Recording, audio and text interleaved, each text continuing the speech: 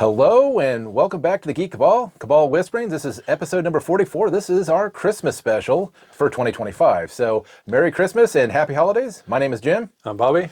And yeah, it's been a while since we recorded, I think before Thanksgiving. Yeah, it's about a week or two before Thanksgiving, yeah. So it's just getting harder and harder, especially around the holidays to, get to record and get some time. But no, we wanted to, make sure that we, got together and, celebrated the holidays and, all the blessings that it has brought, family, friends, and all of you for, getting us up to what you said, almost. We're just shy of 670 subscribers right now. 670? Yes.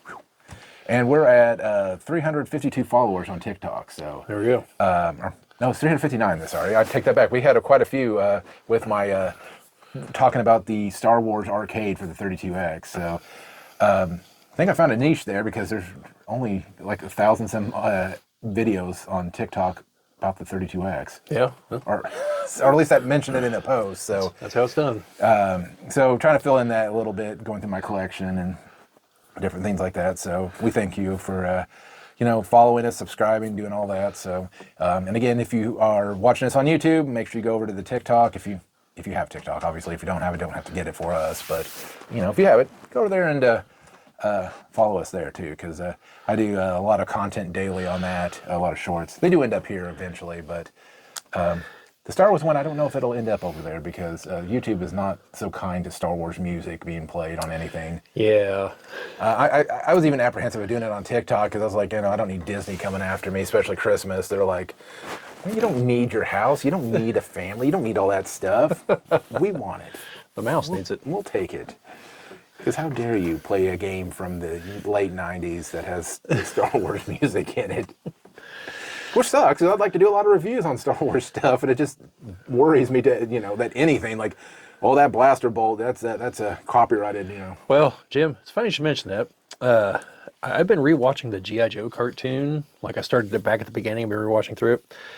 There's a number of episodes that have Star Wars sound effects in them.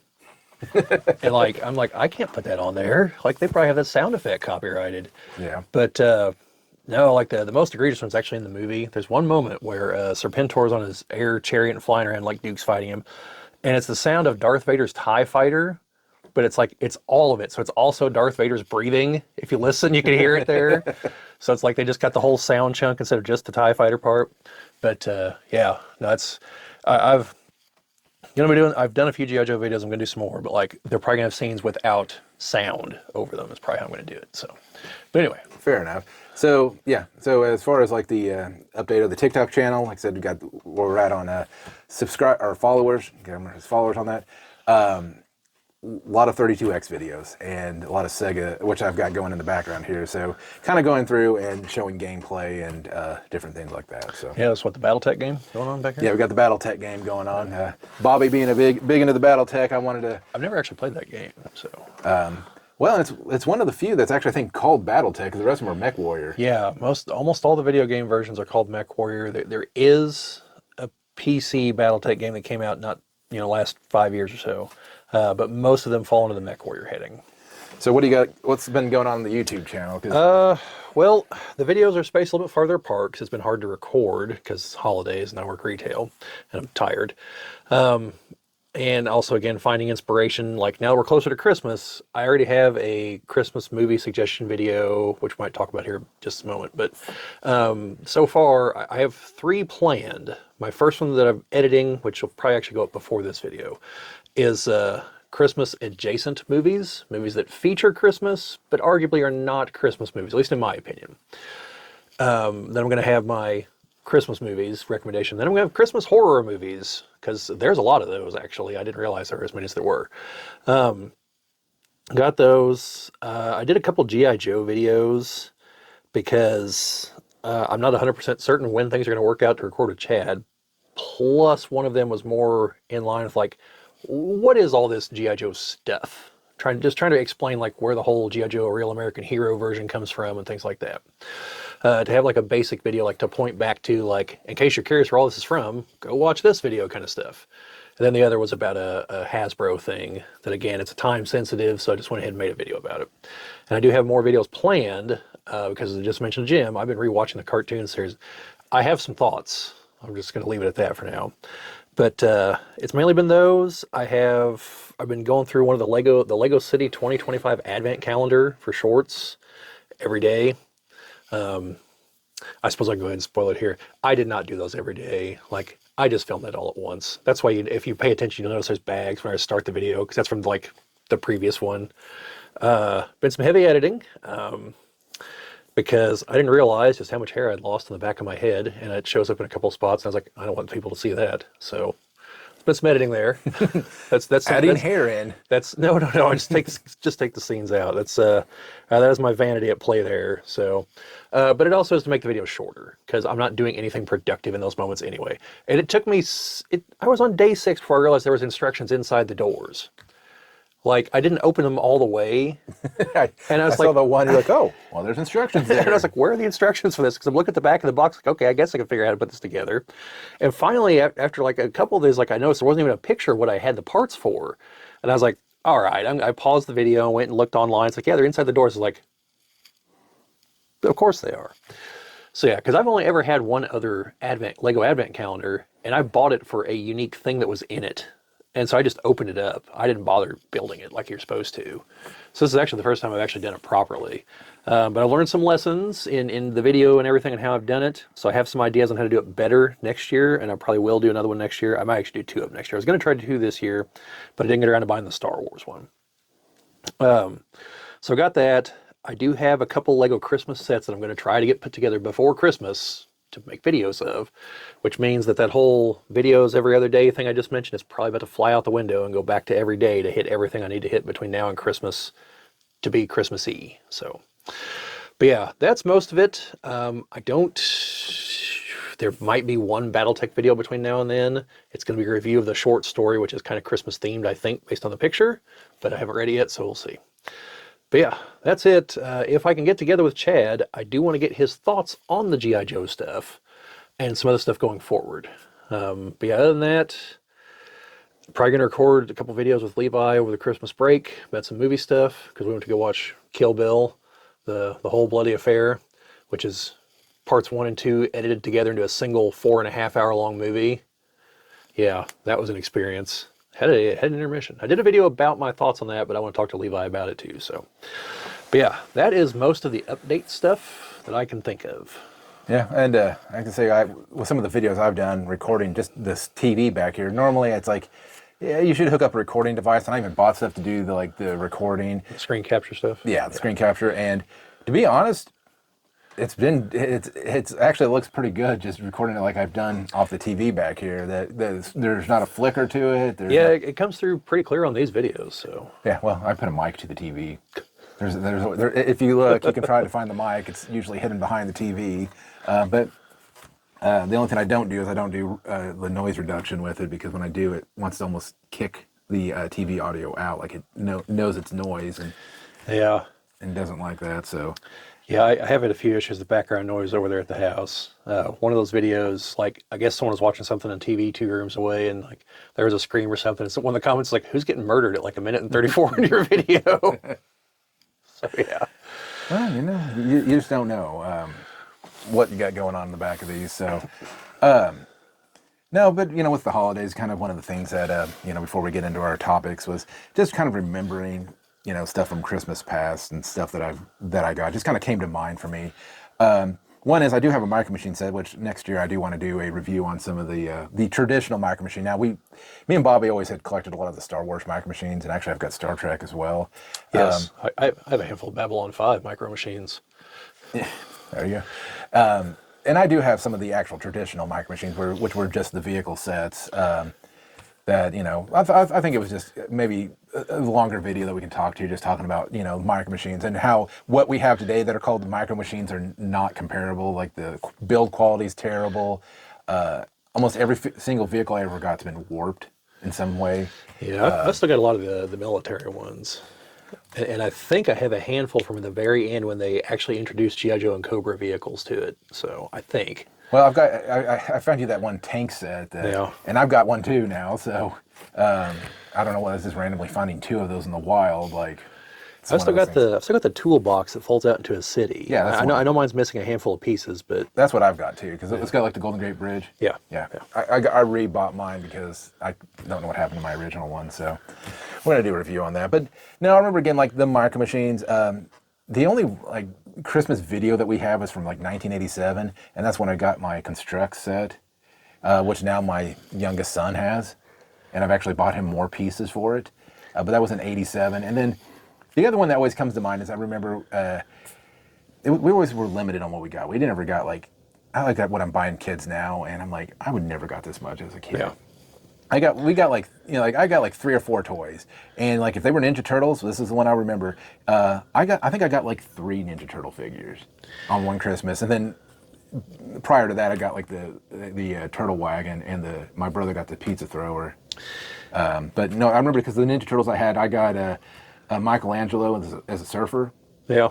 And then my brother got Raphael as the astronaut. So.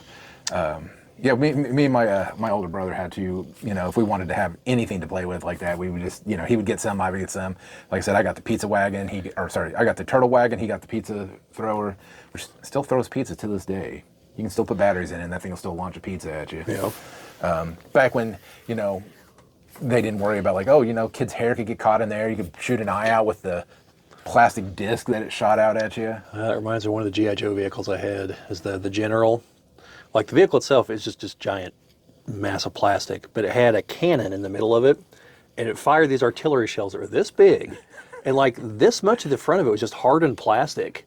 I mean, like it's spring loaded, and literally like you pulled it back and just over. So all you had to do is flick it, and it would fire out. Like if you hit someone in the head with that, like that hurt. I mean, that thing had some force behind it. And it's just a tube like this. It looked like a grenade launcher, like a 40 millimeter grenade launcher. Well, it's also like the firework launcher that you made. It looked like a grenade launcher. Yeah. But no, I was just thinking, I don't have very many memories like that, but I do remember the Ninja Turtles. I do remember the Micro Machine set, and I do remember the Constructs, because that was one of the few Christmases that were actually recorded. The other one was when I got my Nintendo 64. We got it the Christmas of the launch year. Yeah. And that was like the first console that we ever bought, like the same year it launched. Yeah. So. Yeah, I usually got like one big thing, and it's usually either like a big G.I. Joe vehicle or a big Lego set, and a few smaller things.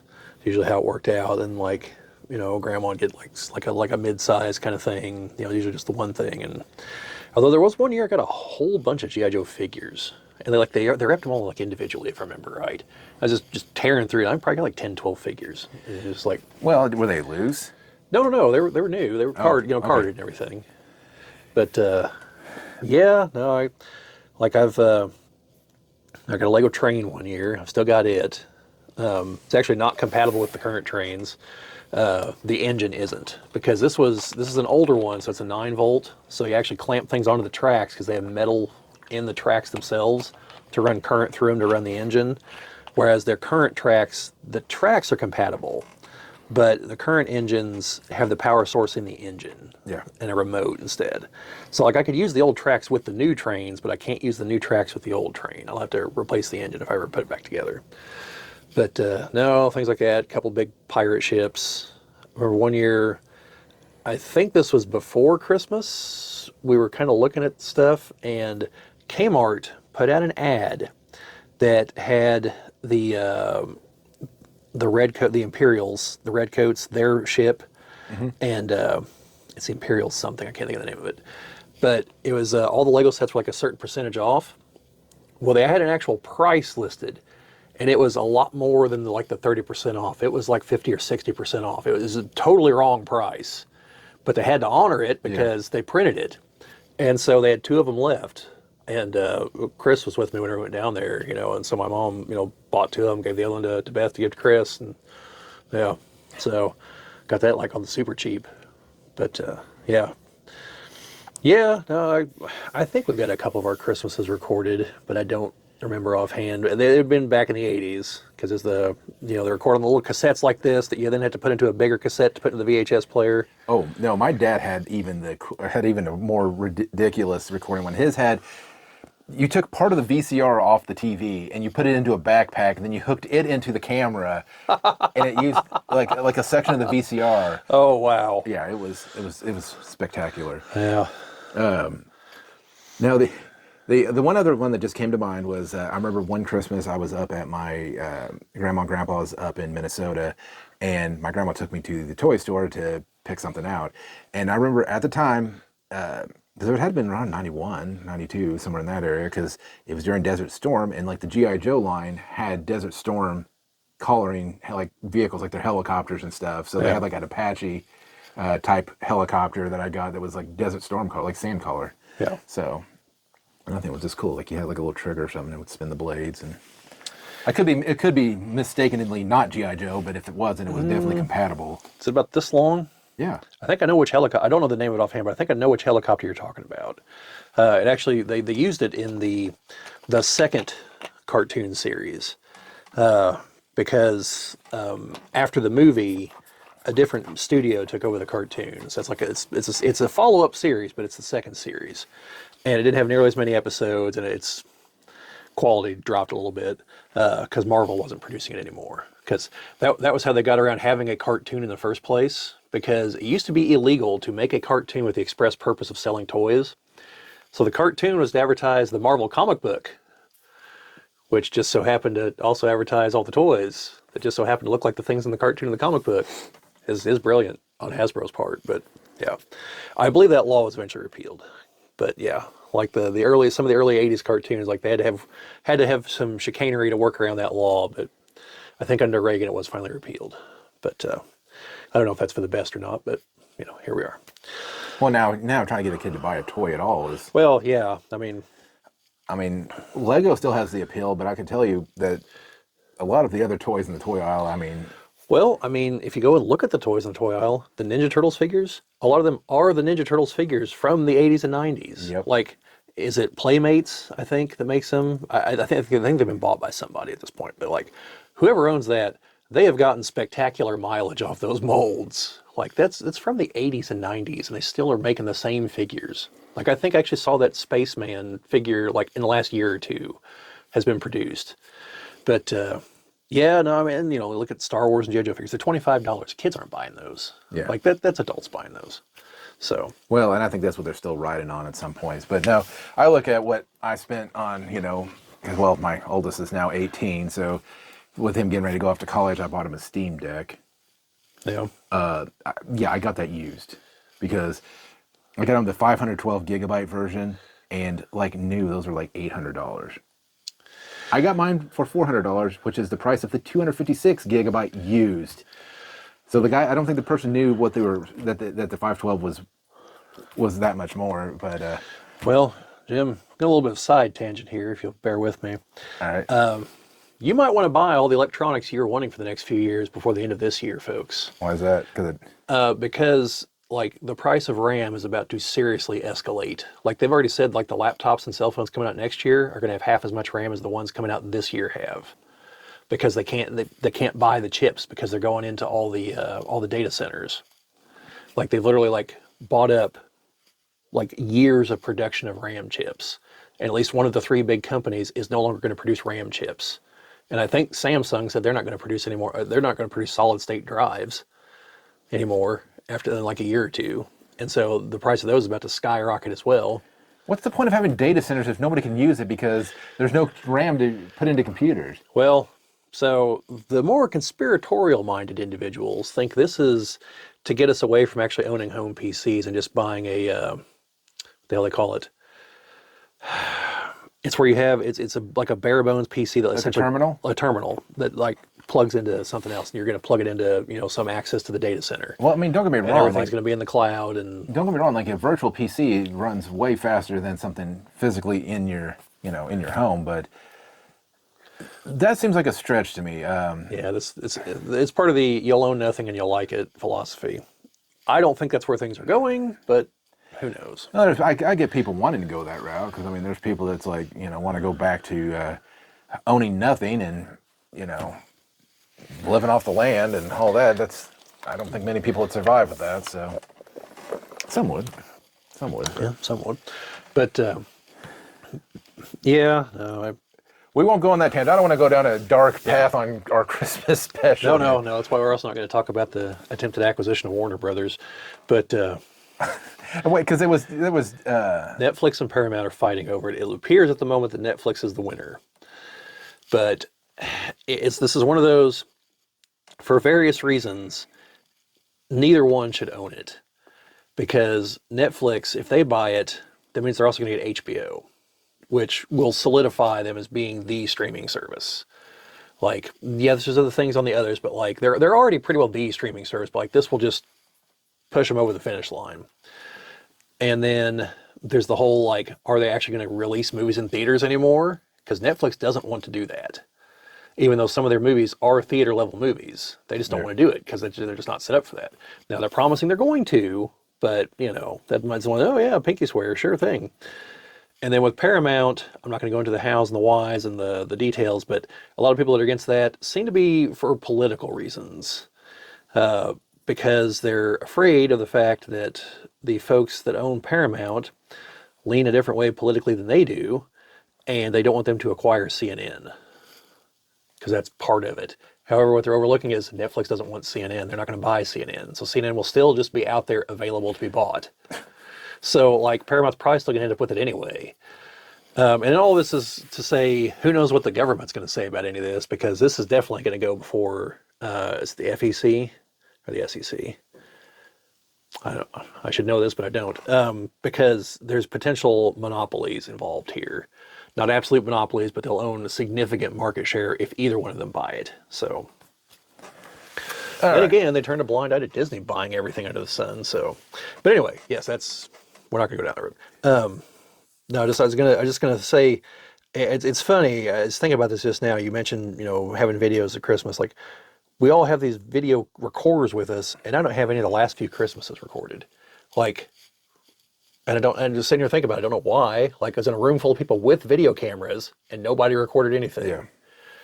So I suppose I should be the nice guy this year and set up a tripod and just record from a corner or something with my phone, just so there's a video of it. Yeah. So. All right. Well, so we are going to get into a Christmas topic starting off here, and this was from I don't know how recent it was, but it's been making its ways around the interwebs. I saw it on Twitter today or yesterday. And that was Macaulay Culkin talking about how Die Hard's not a Christmas movie because he quote-unquote stated that if you remove Christmas from that movie, it would still work.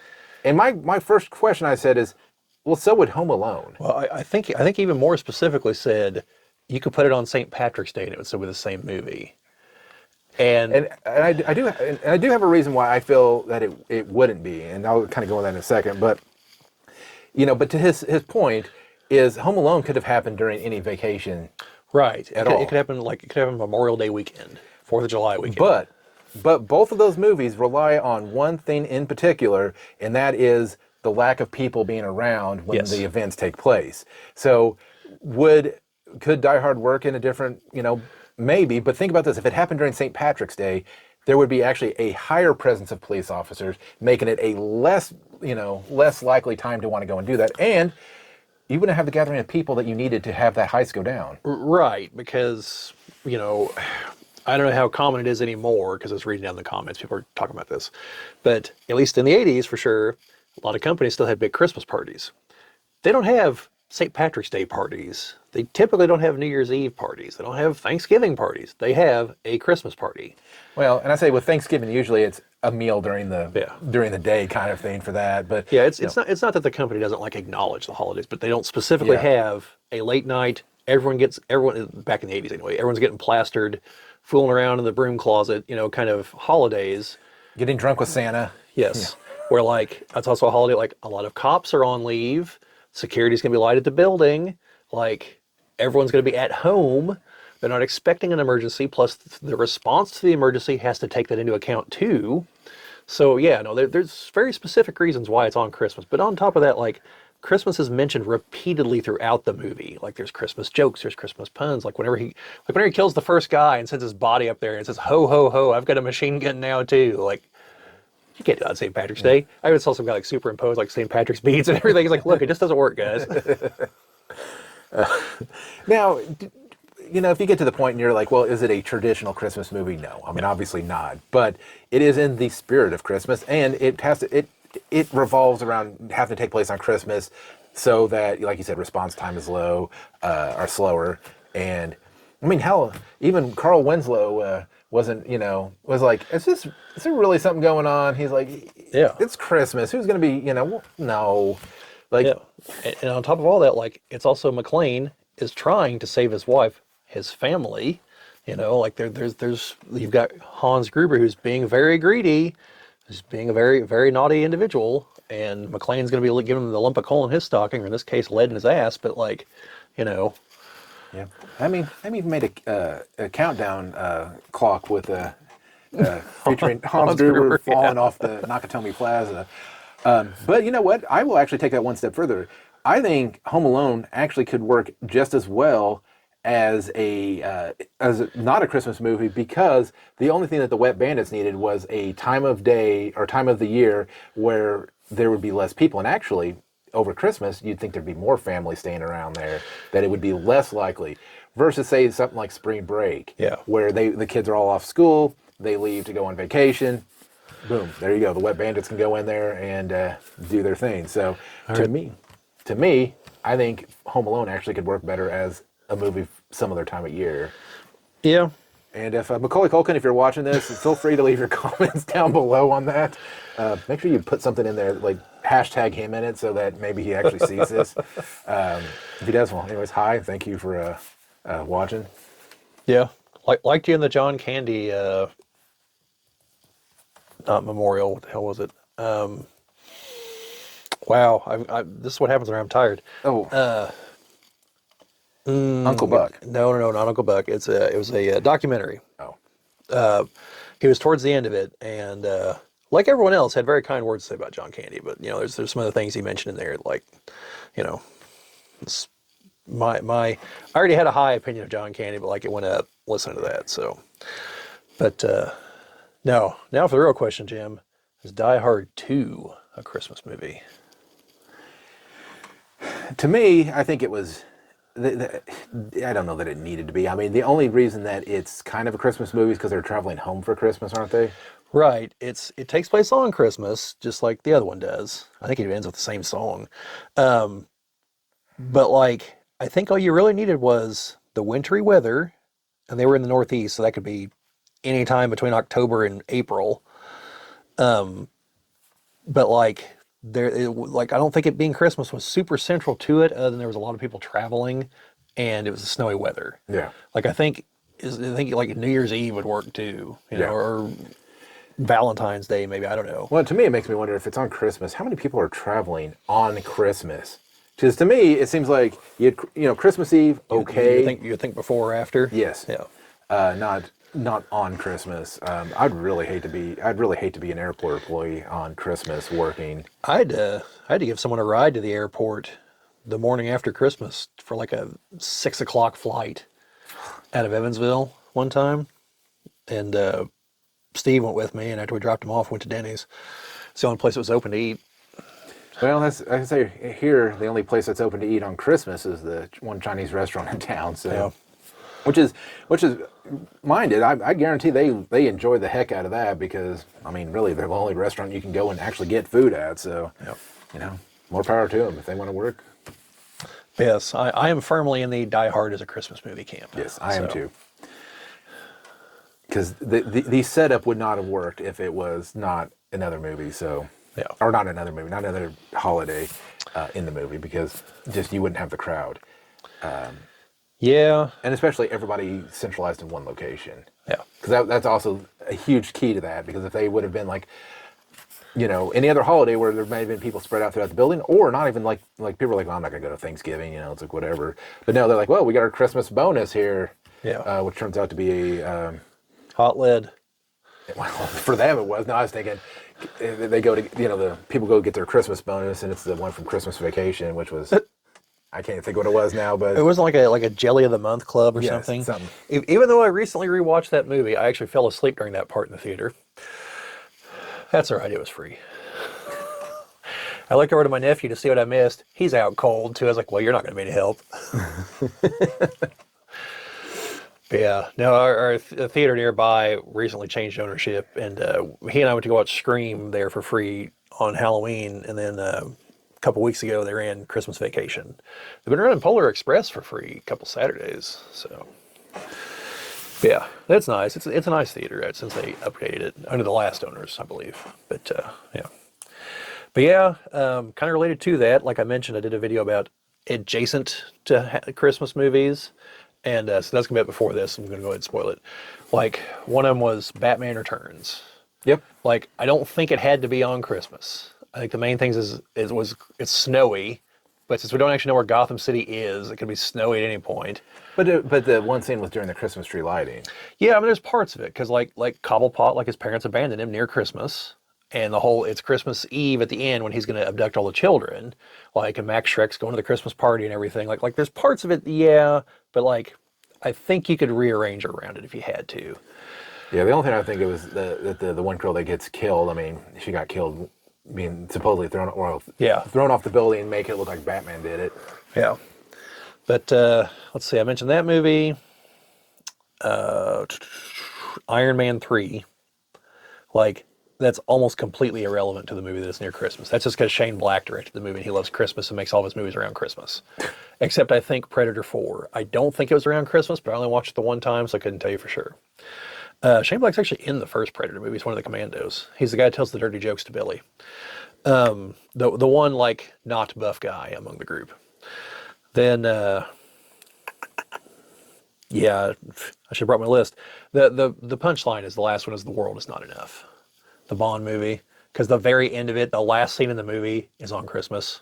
Plus, the nuclear physicist is Dr. Christmas Jones. And there's a very, very good joke involving all that at the end of the movie. Possibly my favorite dirty Bond joke from the movies. So, What, he gets to open up on Christmas? No. Him and she's like, oh, I've always wanted to celebrate Christmas in Turkey. They're in Istanbul. And it cuts like back to the MI6 headquarters. John Cleese had taken over his queue by the end of the movie. And they're using like thermal imaging. And like, you can see like the two bodies become one and the heat starts to increase dramatically. And Q's like, shuts the computer. He's like, it must be a premature version of the Y2K virus. And he walks out and then he cuts back to them.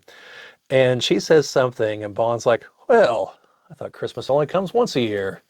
I was just like, yeah. That seals it. This is my favorite Brosnan Bond movie. So yeah. I didn't remember what the other two movies were. Doesn't matter. Watch the video. But so yeah, Die Hard's going to come up in the other video that I haven't recorded yet. So, but yeah. So I think that's about it for that one, Jim. All right. Unless you got any final thoughts. Oh, is this next topic Christmas related as well? Kind of. Christmas is in the movie. It's a Star Trek movie. Star Trek Generations, the Next Generation movies. There's two things I kind of wanted to talk about. So first, since I did mention the whole Christmas thing, is the Nexus. And I just feel, and this is a common problem with time travel movies, so I don't fault the movie. I do like the movie, okay? But I really feel like after I've really had time to think about this, like 20 years now, I think, like Picard has multiple problems in this movie, but only tries to solve one of them when he could have solved all of them. Because this is after All Good Things, because the movies are all after the show. So he's already had his moment with Q where he realized the paradox and the time travel and everything. So that's the part that really got me once I really started thinking about all this. And towards the beginning of the movie, his brother and his brother's son die in a fire at the vineyard or something. And he gets news of it when they're on the ship. So, and he has a very emotional moment, where he realizes that he doesn't have any children. His brother had children, but they're the only two brothers. And now Renee's also dead, his nephew. And so he realizes, like, there won't be any more, like, he's it. Like, there's not going to be any more Picards. And changing this, however, would actually screw with the way I view Nemesis. But I also like Nemesis, so I'm kind of weird on that front. I know a lot of people don't like it. So then he's presented with the problem of, like, Soren destroys two stars, which destroys two star systems because they explode, and destroys the Enterprise, destroys a couple planets in the Amargosa star system that were inhabited with like 800 million people, and all kinds of things. And then Picard goes into the Nexus. Now, the whole rules for the Nexus are you can leave at any point in time and space. That's the way it's explained in the movie. Like, there wasn't like the Nexus had to be there or something. Like, no, it's you think of a time and space, and point in space, that's where you're going to be. And he chooses to go back to like fight Soren in hand-to-hand combat again, bring Kirk along with him, which, I mean, smart move. Kirk's good at hand-to-hand combat, but like, instead of like, I'm just going to go back to like the beginning of the movie, warn my brother so he doesn't die in the house fire, and then just knock Soren out when he comes on board the ship with a punch to the face. Like, could have solved all of his problems, could have avoided 2 star systems being destroyed, his brother dying, and all this other stuff, and could have left Kirk back behind and be like, hey, by the way, Kirk, you can leave at any point in time and space. Far be it for me to make a recommendation, but maybe go back and stop Kluge's goon from killing your son. Maybe. You know, like, but that's the other thing, is like the way Kirk was portrayed, he's just like jumping from one woman to the next, and none of them were Dr. Carl or Dr. Marcus, I believe. But also, like, no thought of like, hey, I'm clearly this thing is just like a wish machine. Like, I'd like to go spend time with my son. Like, where the hell was that? And I see the argument that maybe it was because he had accepted his son's death by the end of Star Trek VI by stop blaming all the Klingons and just accepting that it was just Kluge's guy. You know, maybe that was what he needed to move on. You know, maybe. But like, we should have seen something like that. But at the same time, he only feels like he got there just a short little Well, sure, bit. sure. So he may have been like, well, hell yeah, I'm going to go through my past lovers real quick and have a round 2, and then Yeah, I mean, yeah. and then some bald guy comes up and asks me to go on a, you know, like 10 minutes after I get here, asked me to go on a suicide mission. Yeah. But yeah, like, I just feel there were missed opportunities there. And like, and narratively, Picard should have been smart enough to realize, I could go back to like 10 minutes before everything went south, hope I get it right this time, or like, I'm just going back to the beginning and just stopping the whole problem at the source. Well, and which again is a problem with time travel movies, is that there's almost always an optimal point to go back, and no one ever does. You know, like hell, even in the Terminator movies, like, send the Terminator back even farther, so there are no possible weapons that can destroy it, and take out like John Connor's like great grandfather in the Old West or something. Like, no one's gonna be able to stop the Terminator at that point. yeah, so one of the things that I brought up when we first he was discussing the topic was, you know, well, obviously, why didn't he just fly a ship into the Nexus? But if someone was so smart, so I'll let you explain the reason why they can't just fly a ship in there. But if someone's so smart, there has to be a dozen plus, I don't know, how many ever ways to make what he wants to do work instead of killing. I mean, because I don't think he was an evil person. I think he just wanted to, he was pulled out. Yeah, I don't think he was evil. He was selfish. He was pulled out of the Nexus, and it was like, that was like the greatest scene ever, and he wants to get back to it. Yeah, it's not like he has any ambitions of like taking over the world or anything like that. I think it was just take me in there because I was happy in there. Yeah, and yeah, because that would have been, because it would have been whenever they were on the run from the Borg, because they had overrun that's Elorians, right? They had overrun their space, because he even talks about that. You know, he's like, oh, they're nice, and then the Borg came. Well, that's how a lot of horror stories begin. And so the Nexus was just, you know, is like, how's a guy to describe it? Like, if you could somehow be wrapped in joy, you know, like it's nirvana.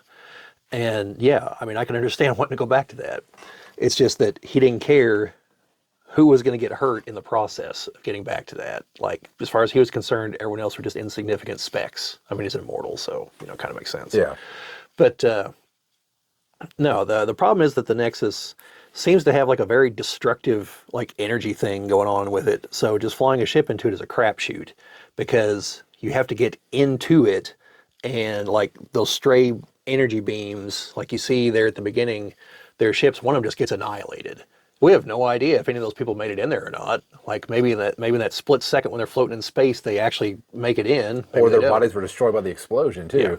Yeah. And so that's a crapshoot. I don't think beaming would work because the energy at play, because, you know, if you've seen the show, you know, every once in a while it's like, oh, it's a thunderstorm, we can't beam down, or oh, there's too much dust in the atmosphere. Like, I think this is definitely on the order of no, beaming's shouldn't work. Well, what about if the energy beams just rip through your body then too?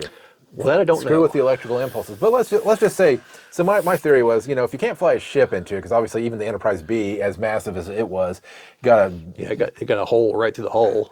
right through those lovely fins that they put on the Excelsior Right, model. but even there, like Kirk got sucked out into space and like wound up in the Nexus. So my thought was, So it's inconsistent.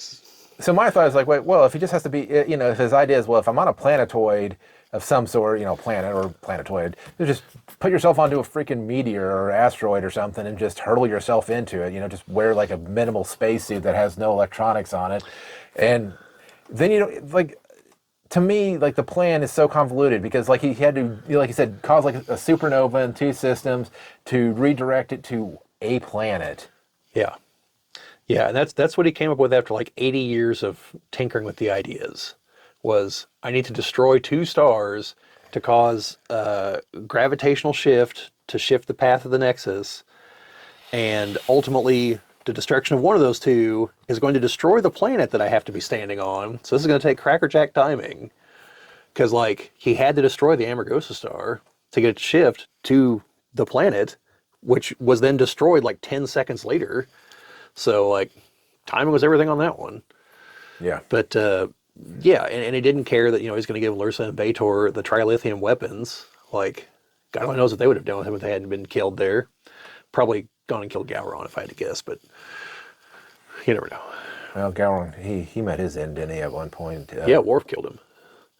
And they're like, all right, Worf, you're the Emperor. And I was like, no, like, it can't be me. Like, Martok, you've got an eye for this kind of job. He only has one. I know. But, yeah, no.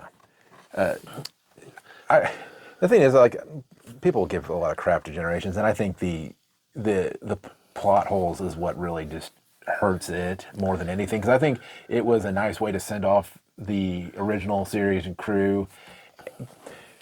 Because it's funny, because you watch the 2, like the original series and even the movies and the Next Generation, and you think, man, these are just light years apart, but you realize, like, I think the last movie was either right before or during the Next Generation playing.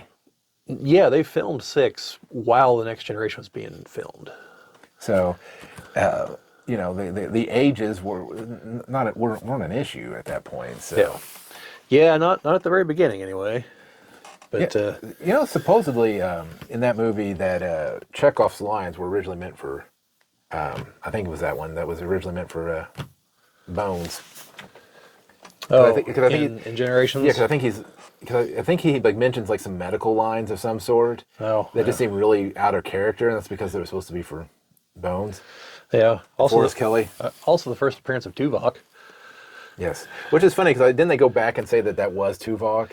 Yeah, there's an episode of Voyager where they showed that it was like that's when he first joined Starfleet, and yeah. Not to mention why he didn't have the Vulcan ears, but I think he does. I don't think so in Generations. I'll have to double check.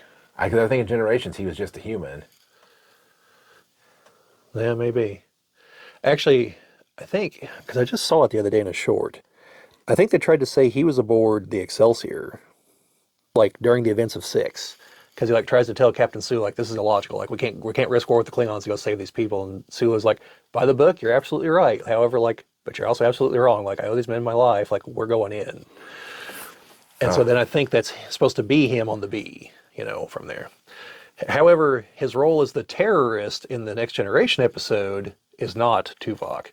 It's whenever that energy field is sweeping through the ship and it's destroys any biological things come in contact with. Like Picard gets stuck on there and they're there to steal something. I don't remember what the hell it was. But yeah, he gets disintegrated. That was not Tuvok. What about him coming in the desert? Well, they didn't find shit, so I don't know. And I guess he's going to be in Spaceballs too. I think everyone that's still alive is in Spaceballs 2 that was in Spaceballs 1. I think they've wrapped filming, actually. I think I saw it the other day. So, yeah, and I think Bill Pullman's son is in this one. So, yeah, Rick Moranis came out of retirement for it. What's his name, the director? Mel Brooks. Mel Brooks. He's 95. I know. For a guy his age, he's still very on top of things. Well, yeah. So was the director that Joe Bob Briggs had on there. Now he has since died. Not Mel Brooks, the other guy. And I'm not going to think of his name because I'm way too tired. But he made like 700 some odd movies between like writing, directing, producing. And whenever Joe Bob Briggs interviewed him like a year ago, he was like 93 and he had 3 movies in production. And like you could tell that he was still on top of it and everything. It's going to bother me. I can't think of his name. But yeah. Roger Corman. That's who it was. Yeah, I believe he died earlier this year. So yeah, he was very prolific. He was also a guy that like there was definitely a certain point in time when you could be like, here's $100,000. Deliver me a movie. And he could do it. And give you change back. He'd probably give you change. Now the movie might be 60 minutes. And as one guy said at one time, like, there's going to be a lot of explosions because Roger Corman just loved blowing shit up. So, and yes, he did. Like, if you ever see the Death Race 2000, there's some explosions in that one, especially the hand grenade. The hand grenade? Yeah, it's probably David Carradine's second greatest movie, if I had to guess. Kill Bill's easily his first. Like, Tarantino got like an actual performance out of him on that one. Yeah, it's a shame how he went. I'm not going to repeat it on here. Yeah. Oh, you mean how the actor actually Yes, went. yes. Not how he went in Kill Bill. No. With the death strike. Yeah. Or the 5-point exploding palm heart technique that she learned from Pai Mei. Yeah. No, that would have been an okay way to go for him. Yeah. Well, as I say, he got tied up with things, so. Yeah. But yes. So, how does that relate to Star Trek? Or to Christmas? I know how it relates to Star Trek. Whenever Picard goes into the Nexus, what does he see? Christmas with his family that doesn't really exist, including like a version of Renee, who's now, I think it was still his nephew, but it might have been his son now. And the family and everything. So there is Christmas in the movie. And I think it's the only time Christmas is mentioned in any Star Trek stuff, isn't it? Maybe it's mentioned somewhere in Deep Space Nine that I'm forgetting, or Voyager or something. I don't think it's mentioned in the original series. Which I think a lot of times Star Trek just kind of steered clear of holidays like that. Except for Picard Day. Oh, I gotta find out what date that is and set a reminder on my phone so we make a Picard Day video next year. Now, here's a topic we could have for later. What happens if Picard never actually left the Nexus? That the Nexus actually just... It was his dream to stop all that from happening, and everything else from that point on was just... Well, I mean, what if he's still just in the Nexus? Yes, but his ideal world is him being a Starfleet captain for all of eternity. Yeah, I mean, maybe. I mean, to the point, though, I mean, he became an android at some point, or part cyborg, or whatever. I think what we're going with is his mind was downloaded into the android, and the android has like, it's just got a termination date. He doesn't know what it is. He'll just die like a person would. So, and I think Q kind of razzes him about that in season 2 from the little bit that I watched. So, but yeah. Oh, season 2. I said like the little bit that I watched. Yeah, season 2 was the reason why. I mean, I struggled to get through season 2, and season 3 was okay. No. Unlike season 3 of The Mando, which was not good, and unlike season 1 and 2 of that. So, but yeah. So in that vein, though, Jim, what if Kirk would have survived? What do you think he would have done? Like comes out of the Nexus, they defeat Soren, he doesn't get crushed by the bridge. Like, I think. Well, I mean, the guy had a hard time staying away from Starfleet. I think he would have just been like, all right, you owe me 80 years of back pay. Like, what ship do you want me to command? yeah, or more just like that. He's just like, I just want a ship. Yeah, because I think he'd re-achieved the rank of admiral, hadn't he? Yeah. So, yeah, I think he would have gone and looked up Spock for sure, and and I think that was one of the missed opportunities of the movie is that we knew Spock was still alive, and there's that one little short film that those people made. Mm-hmm. I think Spock would have come and mourned his friend. Realizing that he wasn't dead the 80 years he thought he was, but now that he could have possibly had a moment, but now he is truly dead. I think Spock would have shed a tear over that. And then later realized his body wasn't there, and was taken off to, and that for some reason they retrieved. Oh, that's right. Section 31 is his body, don't they? Yes. I forgot that part. And then they retrieved the saucer section of the D, which to me seems like you could have just, whatever ship you you scavenged the star drive section from, you could have just I mean, was the saucer destroyed for it too? And just because You just happen to have the opposite half for each one. yeah. Because don't get me wrong, like I get the sentimental value of keeping the saucer section for the Enterprise D, but that would have had to been just messed up. I mean, and I'm pretty sure they didn't land with deflector shields like ripping the ground open. I'm pretty sure that was all whole. Yeah. Maybe they had the hull plating that the Enterprise NX-01 had. There you go. The reactive plating or whatever it was. Yes, where they didn't have shields, actually had like the whole. But yeah, I think he would have gone and found Spock. I think he would have seen if anyone else was alive. You know, would it like talking to Picard? Like Picard, I'm sure would have been like, "Hey, by the way, did you know Mr. Scott? Like, we found him. You should go look him up. Bones, he's around here somewhere, maybe still." Old as can be, unlike yeah. Unlike everyone else, like he somehow didn't bypass aging like everyone else did. he was pretty much in a Nexus like you, just happened to be the transporter. Yeah. But yeah, like I think we would have gone and looked him up. The question is that it's got to go. You know what? I think this buffer can really truly hold one person. I'm going to say I can hold two. Have the first guy go in, off him, and then put myself into the buffer to. No, there is one thing I don't know where I stand on in Strange New Worlds. I haven't gotten through season 1 yet. I really got to finish up. But like seeing the other doctor had the same idea with his daughter that he's trying to find the cure for. Yeah. Like I don't know if I like that or if I feel that cheapens Scotty coming up with the idea. Like, did he come up with the idea, or did he like, oh, there was that one thing I read about that one time, you know? Because it would have been in the Enterprise's logs. It's the Enterprise. I mean, and it didn't have to be in the transporter thing. It could have just been some sort of stasis pod that just slows down everything at that point. But he kept bringing her out to read her bedtime stories. And Yeah. so the question is, are you going to watch Starfleet Academy? I don't know. It's like, well, Strange New Worlds, pretty good because I like Captain Pike, but... Yeah, I like Pike. And was it Anson Mount? Is that the guy that plays him? I think it's his name. I like his portrayal of Pike, and I like the fact that even in season 1 they confront the fact that he knows what is going to happen to him, and he's still like, well, you know, if that's my fate, that's my fate. Although I think in season 2 they take another run at it, but this Star Trek Discovery was just... Although I did see a pretty good meme picture the other day. It was Khan and Spock, and Khan, you know, going on about superiority, and Spock's like, hey, by the way, I hooked up with one of your descendants on this ship. Because I guess he hooks up with her in Strange New Worlds somewhere. Because one of the crew members is one of Khan's descendants. And Khan's just like, what? Spock's just like, indeed. I don't know. It's like season 1 of Discovery was okay. I mean, they took way too many liberties. I mean, for the fact that they changed the Klingons so dramatically. Yeah, I keep telling myself I'm going to finish that because I watched the first 2 seasons. Yeah, I couldn't. Kind of like I told myself I was going to watch Ghostbusters 2016. It took me like 8 years to get around to doing it. After I figured out what the burn was, I think it was in season 2 of Discovery, it turned out it was just a crying child, pretty much. Like somehow caused all... Yeah, it's like the one guy on the ship, there was like another one of those, and somehow his like mind caused like the whatever was in the antimatter, whatever, the dilithium, that's what it was, to just randomly explode.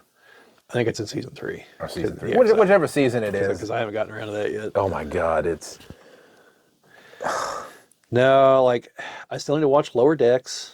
I watched most of Lower Decks. I hear it's good. It is. I think... I mean, it's a lot of, just Star Trek. I mean, literally Star Trek humor. Yeah. Things from all the different series that, they just want to make fun of because, I mean, you really think about half of the stuff. There are things worth joking about for Star Trek. But no, as far as the Academy series, there's part of it that I'm just like even right out of the gate before we even get to the show, like I know that there's a female Jim Hadar at the Starfleet, and it's like there are no female Jim Hadar. First of all, I believe they're all males because they don't naturally reproduce. So I could be wrong on that. But I'm pretty sure they were all men. Mm-hmm. Not the same with the Vorta. There are female Vorta. Also, if you ever watch Deep Space Nine, the very first one they come across has like psychic powers or something. You never see that in any of the others.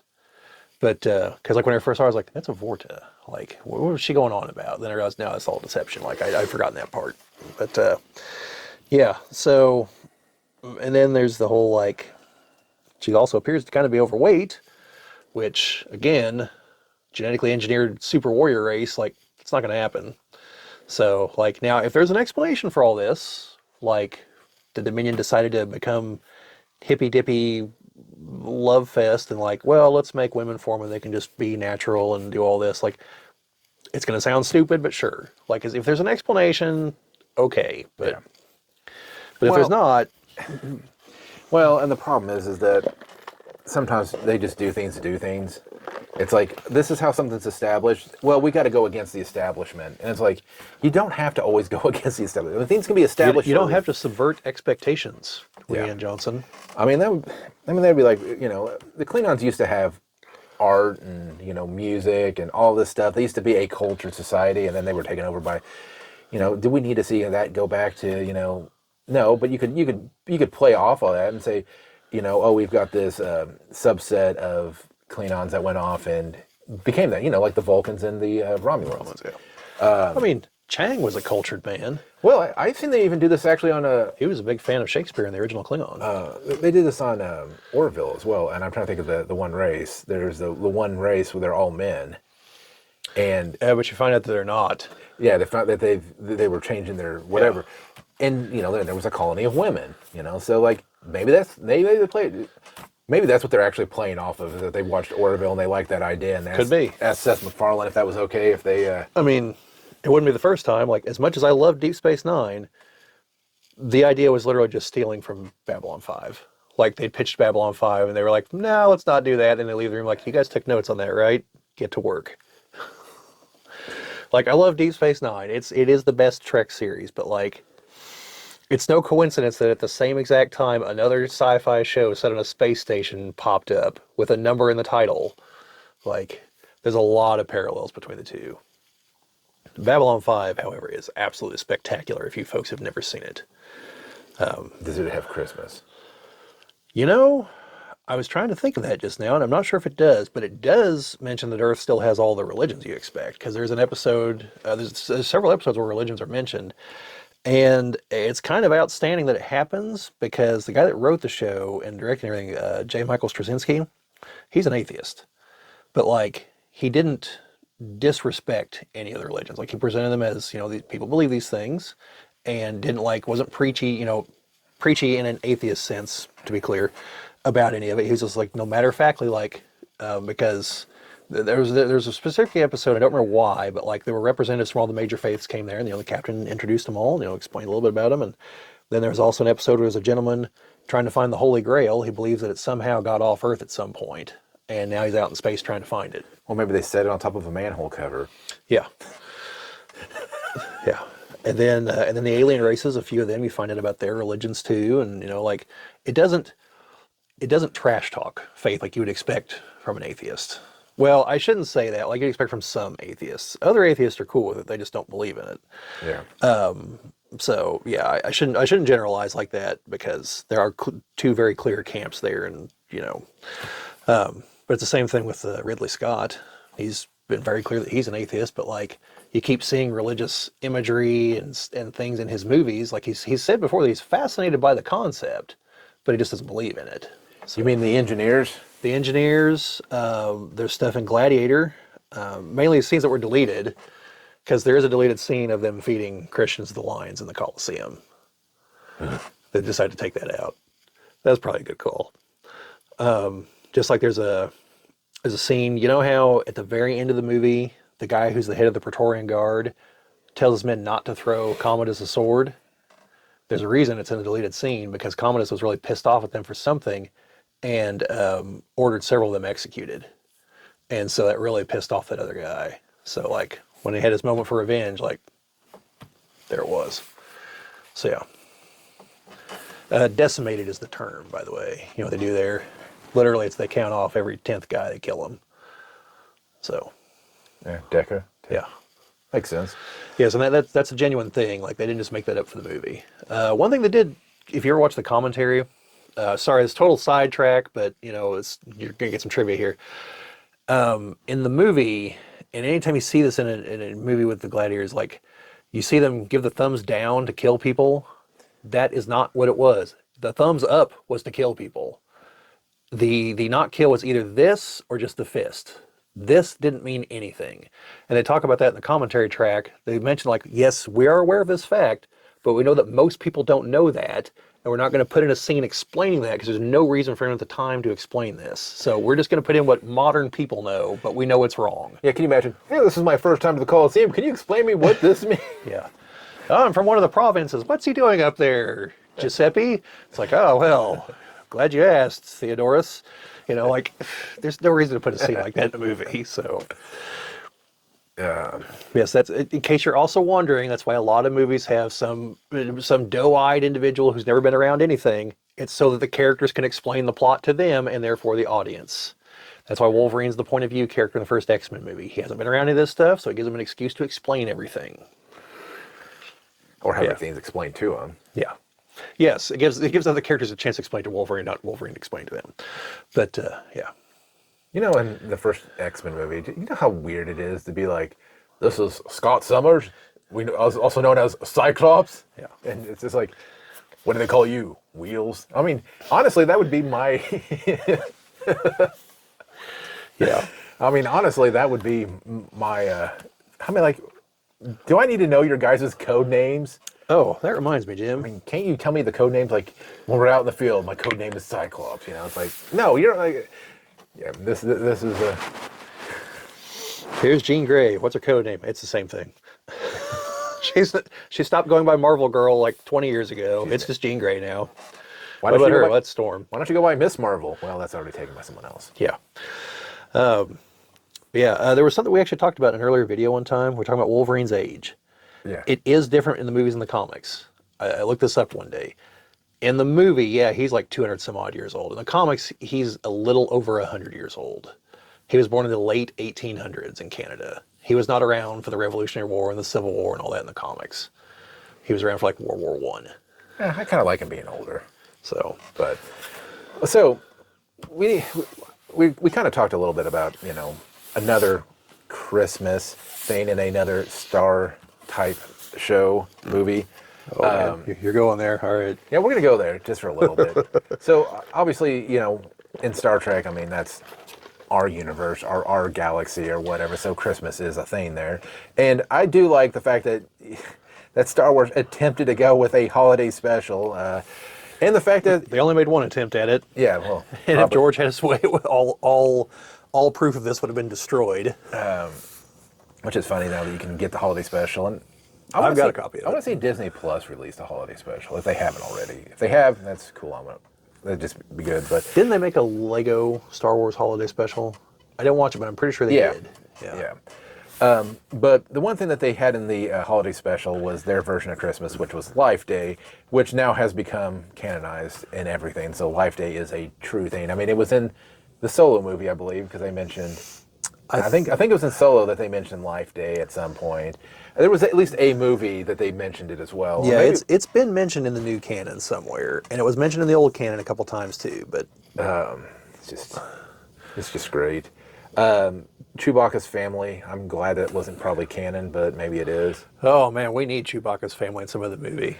Well, I just like the fact that Chewbacca looks like a normal Wookiee, and then everybody else looks like just a reject puppet. I just love that we've got like minutes of them talking with no subtitles, no nothing, and just growling back and forth. You're just like, what are you saying? For the love of God, what are any of you saying?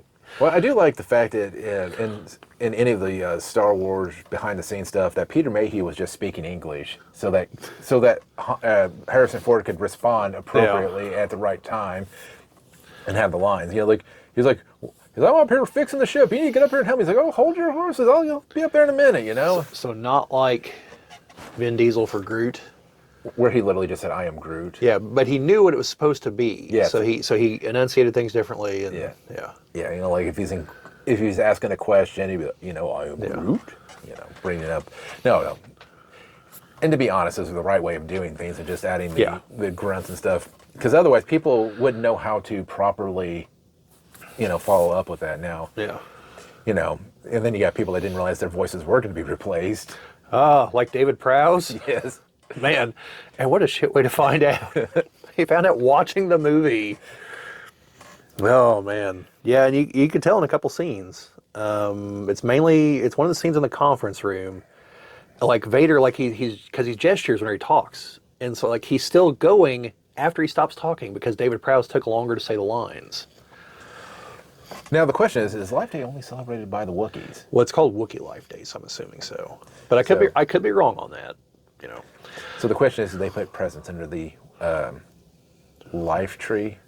I don't know. I don't know if I'd want to put presents under the tree there in Kashyyyk because the bottom's like 800 feet down. And there's predators down there, and possibly Trandoshans. So, I got two things to follow that up, Jim. Number one, for those of you that don't know, in 2027, the original theatrical version of A New Hope is going to be back in theaters. Disney said that the other day. The original. Not the special editions, the original. And I don't know how original. I don't know if we're talking like there won't even be episode 4 in the thing or not. But it's going to be either the 1977 print or like one of the first few re-releases kind of thing. It's not going to have any of the special edition stuff. Which is unfortunate because actually, as much as I do not like what Jabba looks like in in episode 4, I think it's honestly it's a scene that it sets up his character so much better. Yeah. Because you could tell he was, obviously in with some whatever people, and it's like, I get why they want to probably take that back out because no version of that does Jabba look decent. And the fact that he has to step on his tail, which seems like a huge insult that would probably have had him killed. I mean, if it were me, I would go back and re-engineer the scene, like redo the effects for Jabba again, because I think they could do it better now. Well, not only that, but and then I would cut to some other part whenever Han walks around. Keep the voices moving, but like cut to like some of the bounty hunters or something, and then cut back so you don't have to do that part. Well, not only that, but I mean, after watching Luke Skywalker in the Mandalorian and whatever else, whatever other shows he's in. Now, I think he was in the beginning of Ahsoka, wasn't he? Yeah, that they've been able to do face replacements and stuff so well now that's like. Yeah, you could almost reshoot the scene itself or parts of the scene to make the transitions look better or right or whatever. Yeah. To me, though, that's like one of the few scenes that I think that was added in that needed to be added in to those movies. Now, the musical number Return of the Jedi, not so much. Yeah, I mean, there's parts I think do improve it, like cleaning up the effects for the Battle of Hoth is nice. It doesn't serve any narrative function, but I like the fact they added in the scene that shows you that, yes, Vader did, like, actually leave Cloud City and go back to the Super Star Destroyer and just teleport there somehow. Like... Beat me up. Yeah, like that was nice. The redoing the scene and actually having Ian McDermott be the Emperor for the hologram scene and redoing the lines, too, because they're different. I liked that. I don't like the second round of changes where they changed the throne room scene. We don't need Vader yelling, no! Like, no. I think that's the one, like, that's one move I absolutely, completely disagree with. Because it destroys the moment. Because you don't need that. Like, the music does all the work for you. Like, you could tell by the pitch of the music, you know what Vader is thinking. You know he's torn. Like, you've already known from earlier in the movie. From that moment where he confronts Luke. Whenever Luke's like, then my father is truly dead, and he leaves, but the scene lingers on Vader, and the music, the way it's pitching, like, you can tell the metaphorical cracks in the armor have begun. And then at the end, like, you can tell Vader's in that, this is my son. This is the guy I've served for 20 years. Like, I've got to choose one or the other. Like, I made a mistake once in my life. I'm not going to do it again. And, several mistakes, but you know what I mean? Like, well, we know truly what the most egregious change to any of those movies was. The decking and weaving. Well, what's funny is I've got a picture of George Lucas wearing a shirt that says Han shot first, that I'm pretty sure is not CGI. That was the thing is that because that and the Jabba scene, together correct where Han shoots first and you can see that he's, confronts Jabba about that. It was the right way to build his transition to an actual hero. Yeah. That full change that he's like, thinking outside or thinking other than himself, and all that. So that'd be where I'd like to see, if they were to keep some things, but, fix other things, those would be what I hope for. But we got till 2027 to see how they screw that up. So. Yeah, well, the track record with Star Wars right now is unfortunate. I say most of the people's response was, "Are you going to release the other two? Like, just release all three of them." No, but something I mentioned to Jim just for this. I don't think it was on here. If it is, sorry. I mentioned that like there've been a lot of folks on Twitter been talking up The Last Jedi. Well, someone pointed out that like, what is it? I think it's 10 years ago. Now, probably this weekend, The Force Awakens came out. Like, do you see anyone like, hey, where's our 10-year anniversary re-release? Like, no one's calling for that. There's no one from Disney even hinting at that. Like, I don't know. I wouldn't. I'm not saying I'd go watch it again or anything. I don't know. I might. The Force Awakens was the one that wasn't too bad. But like, just the fact they're not even saying anything about it, like, I do kind of feel bad for the people that actually like that movie. Like, I think they're getting the shaft on this one. Like, if they're going to re-release the others on their anniversaries, as much as I don't like the sequel trilogy, like, unless they're going to get erased from the timeline, which I don't see happening, like, I think we should be fair here, and they should be released too. Of course, it also means Rogue One should be re-released. So, no, the Force Awakens is fine. The only egregious thing was the fact that Han supposedly never shot Chewie's bowcaster.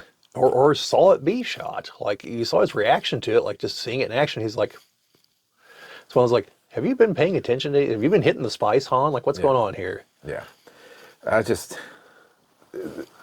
think people think they like the funny, witty, lines in there, even realizing that none of this makes any sense. And then I think the only reason people talk up The Last Jedi is just because so many people bash it. Because people don't bash The Force Awakens as much. Or if they do, they have just fairly mild critiques, but they're like, The Last Jedi just sucked. And people, for whatever reason, have to defend it for whatever, because they seem to think that, the reason it's a misunderstood masterpiece is what they think. Well, and I think they get upset because I think they feel that The Last Jedi was judged because of certain parts of the movie that weren't the reasons why people judged. Nobody. So people that say that that people don't like the sequel trilogy because of Rey. No, Rey is fine. There's nothing wrong with Rey as a character. I mean, yeah, she's kind of a Mary Sue at points, but she's not. It's not the most egregious things I've ever seen. I mean, yes, she should never been able to defeat Kylo Ren to hand-to-hand combat at all. Like, she should have just been, it should have just been Kylo toying with her, and then the separation happens. Yeah, to really just show how outmatched she was. Yeah, I don't think it's Rey's character. I think it's the various feats that she's able to pull off that, based on the previous movies, we believe she should not be able to do. And that's the problem. It's not that she's an annoying character or anything. And it's not that Daisy Ridley's a bad actress or anything. It's the same thing with, Finn, Poe. Their characters were fine. Well, at least in The Force Awakens. I think those two took a hit in The Last Jedi. Because I think Finn should have also been Force sensitive too. Yeah. I think it should have been the two of them be Force sensitives, and then, build off that. Somehow have Finn be a descendant of Luke somehow. I mean, yeah, they could work. But I don't know. It's like anytime I talk Star Wars now, like I get so defeated because Star Wars was such a huge theme in my life. And, when people try to have honest critiques of why things just don't work, and like I said, there's so many people in this world, they could have just went and asked and said, does this make sense? Does this look good? What would you change? Yeah. And, and they're like, well, we want to go with a female lead this time around because we had Luke's story. We want to have, a woman's story. Okay, cool. How do we do that in a way that honors what came before it? You don't want to be like everything has to be. Oh, she's got to be better at Luke than everything. Well, no, she could travel the same kind of similar path. Maybe the Force helps her along a little bit easier. Maybe it comes more naturally to her because of her upbringing or whatever. Yeah. But I think that's exactly what people just. I don't know. I'm getting on a tangent here. This is supposed to be a Christmas holiday special. Well, but I do have one thought I want to throw out there, Jim. What? Related to the very first part of what you just said. I've been wondering that about other things. Like, why is it that I have just this visceral, borderline hatred towards the sequel trilogy, but I don't feel that way with, say, Indiana Jones 4 or 5. Like, I think it's because, well, I think the Indiana Jones movies are fun movies, exciting movies. I don't think they were like, there wasn't just other, like, there wasn't that galaxy of other things tied to them that I was into. You know, like, yes, there's some video games, there's some novels, there's the Young Indiana Jones TV series, but, like, I didn't read the books, didn't watch the show, didn't play the video games. Like, it's just like, that's just other Indiana Jones stuff. And I really like the Indiana Jones movies, at least the first 3. I do not think 4 and 5 are terrible. They're watchable movies. But, like, then I, like, think about the sequel trilogy, and I'm just like, it just, you know, it's a borderline rage, my thoughts on it. Yes, because people that say, "Oh, there was nothing to go off of. There was not like hundreds and thousands of books out there that we could have used." Yes, there were. But like we trashed Star Trek Discovery nonstop. I don't feel like a wound in like a psychic level that Star Trek Discovery exists. Like, okay, whatever. You know, like there's there's other Trek that's good. Fine, I don't care. You know, and I think it's because I was so into it. And like, there were just some things that I find unforgivable, like not having Luke, Leia, and Han together on screen one final time once you finally got them all to agree to make new movies. Yeah. And you never bring them together, and then Carrie Fisher died, so you can't, you know, and Han dies in the movie, and then Luke dies, and then Leia dies, and it's like, you know, it's beyond missteps, beyond mistakes. It's like, I know it's probably not meant that way, but like, I almost take it personally. Like they're like, screw you, Bob, you know, and it's like, I don't like other franchises I like things in, like they have their missteps. They have screw ups, probably even bigger screw ups. I just don't feel that level of anger towards them. You know, and I've talked about this on the, actually was posting about it on my on the TikTok channel, that playing Star Wars games, like I couldn't tell you how many countless hours I sunk into TIE Fighter. And to me, TIE Fighter was like peak Star Wars gaming. It was peak, you know, Star Wars because it was Star Wars. Yeah. Whatever they released, The Force Awakens was close enough to Star Wars that I was like, we were hopeful. You know, it's like, this is the first of a sequel trilogy. They're kind of getting their steps and trying to figure things out. It left a lot of like, ooh, what's, you know, it had that feeling of like, you know, like back when people originally watched episode 4, when they're like, who's this Darth Vader guy? Like, what's his story about? And like, we had that kind of excitement about it. And then Last Jedi came out. And then we're like, well, we got to go watch The Rise of Skywalker because it is. And there were glimpses of, you know, finally getting the Emperor, right? But it's just disappointment after disappointment. It's like, you know, you did, you know, and I think The Force Awakens was better because they used the original formula. They used New Hope and Return of the Jedi kind of as a template to build this. But at the same time, even then, it was like, well, we got to make it bigger and badder than the original series by making it bigger weapon, a bigger threat, one that can somehow defy physics and fire across the galaxy at like faster than light, you know, shenanigans. While still being visible. The visible light? Yeah. Yeah. You know, it's just like, but yeah, you know, I've got to let that not affect how I feel about Star Wars in general. Like, it's hard because, you know, you want to just push the sequel out of your mind. We want to have our life day where the sequel trilogy was the gift that never came. Let the past die, Jim. Kill it if you must. That's what I do, and I think going into this new year, I'm going to try to look more positively at the rest of Star Wars. Try not to let my mind dwell on the sequel trilogy. It's like a wound in the Force, like Darth Nihilus. Yes. They re-released his Black Series figure. Did you know that? I did not know that. Yeah, they got him in Walmart Jasper. Yeah, I'll have to go look for that. But you're talking about redoing the movies. One thing I'd like to see is them to go back to the prequel trilogies and look at those PS2 cutscenes from Redo all the effects in Attack the Clones. Yes, because unfortunately, I think George Lucas looked at that and said, hey, we've got all this technology. We could just do all this stuff now. Like, it doesn't look, great, but, we can do it. Well, that's what people don't understand, is that George Lucas, among many other things, is also a businessman. And he understood that, like, well, if I'm going to make new Star Wars movies, they're also going to be an advertisement for Industrial Light and Magic. Yep.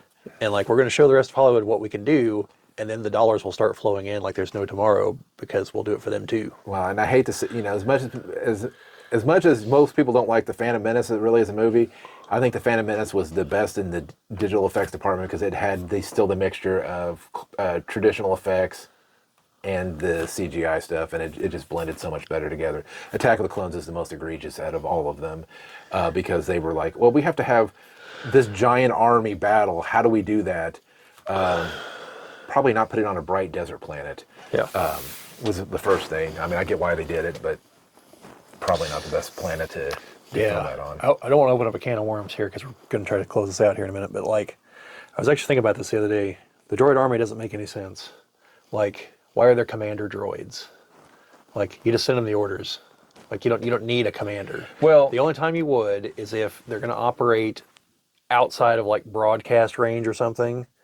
But even then, like, unless the commander droid requires more expensive parts, like, what programming does it have that the other droids just wouldn't already have?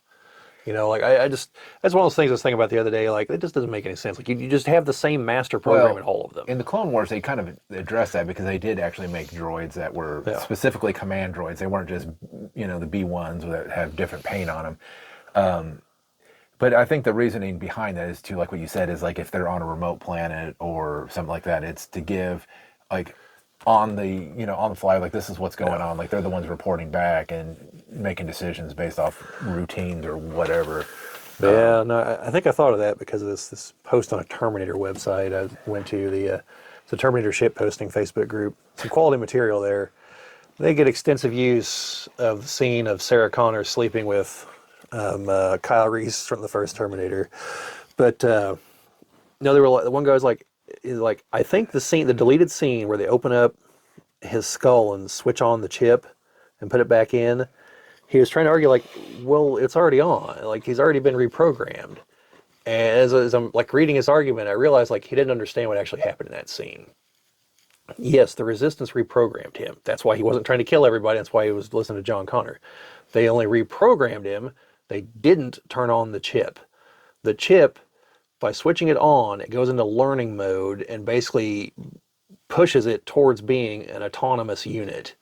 Because Skynet knows that there are some missions where it's going to have to learn, but it's very selective about who it does that to, because it knows that if the Terminator becomes self-aware, just like Skynet did, the Terminator might decide that Skynet's the enemy.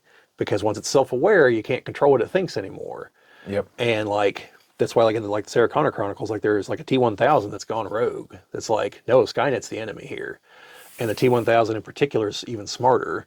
So like, it has a greater propensity apparently to become self-aware. And so, yeah, Skynet, like, its Terminators are just slaves unless it activates that switch. But once it does, it's like a ticking time bomb before the Terminator becomes self-aware and potentially goes rogue against it. And that's what it was. It wasn't just reprogramming it. It was making it so it could learn. And like, once you do that, like, you don't control it anymore. Yeah, it seems like even the programming to protect John Connor could just be overridden at some point. And probably. I mean, I would have to assume it could be at that point. Thank you for turning on my learning chip. I decided that I'm going to go over here. Yeah, because like once you do that, it almost has to be that it can start overriding its own code. you know. And so, yeah, that's why by the end of the movie, like it probably really actually does understand why people cry. Well, And kind of begin to understand the value of human life and things like that. Like it could learn those things. makes me wonder if the Arnold from the one timeline where he ends up like not getting married, but pretty much living a life with another woman and taking care of her kid. And Yeah, Dark Fate. yeah, that one. That's the name of the movie, not What Happened to Arnold.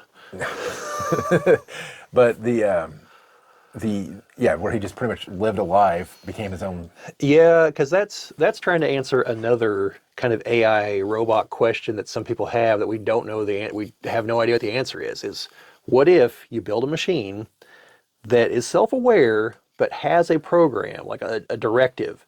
What happens if it fulfills the directive? Does it just shut down because it no longer serves a function? Does it just exist? You know, and their answer was, well, it killed John Connor. That was the only person it was assigned to kill, so it didn't have to kill anyone else. And then because you even see it, like the moment he shoots John, like he just drops his gun and walks away because he doesn't need the gun anymore. Like that life is over. So now what's it supposed to do? And eventually just develops, its own sense of self and goes on its way. Well, you think they'd have like a list of things to do. Yeah, I mean, you'd think that, but like the X-Men kind of address this in the comics too with Bastion, because Bastion in one issue shows up with newly designed Sentinels, and he says he's there to help the X-Men, and the X-Men are naturally like, okay, buddy, like sure thing, but they go along with it, and Beast has been trying to warn them, like, you guys, like, we have this problem with the Sentinels and AI, like we don't know what the answer is, and like he brought it up, and so they finally figure out that what Bastion is doing is he's working with some other people that are going to begin creating new mutants. And they're like, but why? He's like, to kill them, of course. He's like, what? He's like, my mission is to destroy the mutants. If there's no more mutants, what am I supposed to do? Like, so there have to be more mutants. Like, so you're going to kill us? No, like your grandkids, you're fine. I got to wait till there's more of you before I start killing you again. I'm way too good at it. And they're just like, all right, this insanity ends here and now. And they start attacking him. And the Sentinels like can't respond because they've been programmed to help the X-Men. And the X-Men are like, yeah, they're going to turn on us eventually. Like, we're going to destroy them too. And the Sentinels are just like, what should we do? As they're being destroyed.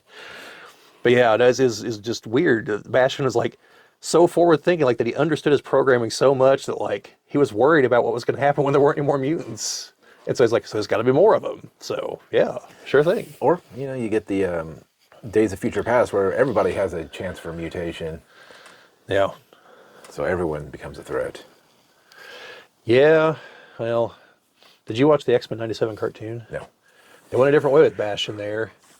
Because in the comics, what he is it's Nimrod from the future. He gets sent back in the past.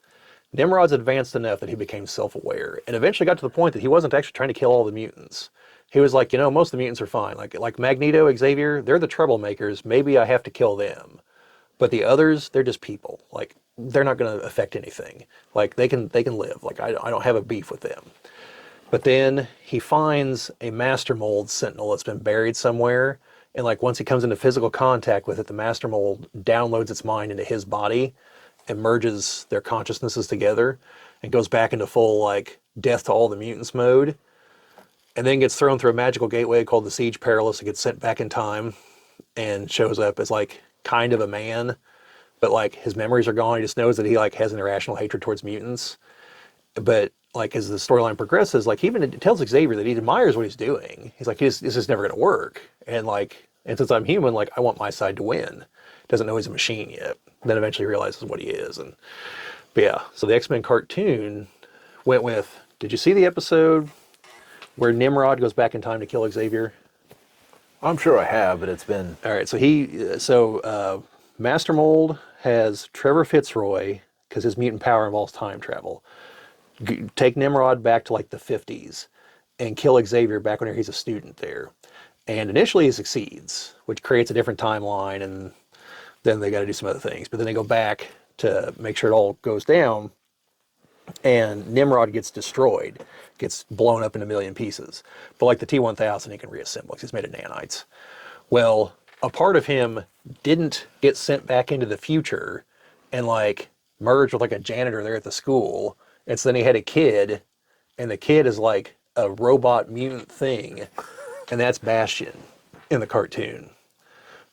And so even at the very end, whenever he's fighting the other mutants, and they're like aboard asteroid M or something, and the humans launch a bunch of nukes at him, Bastion even says something to the effect of like, they're never gonna let any of us live in peace. Because like he knows that the humans don't like him either. It's just that he really hates the mutants. And it's like at the end he like accepts that like, no, the humans are gonna turn on him too, because he's different.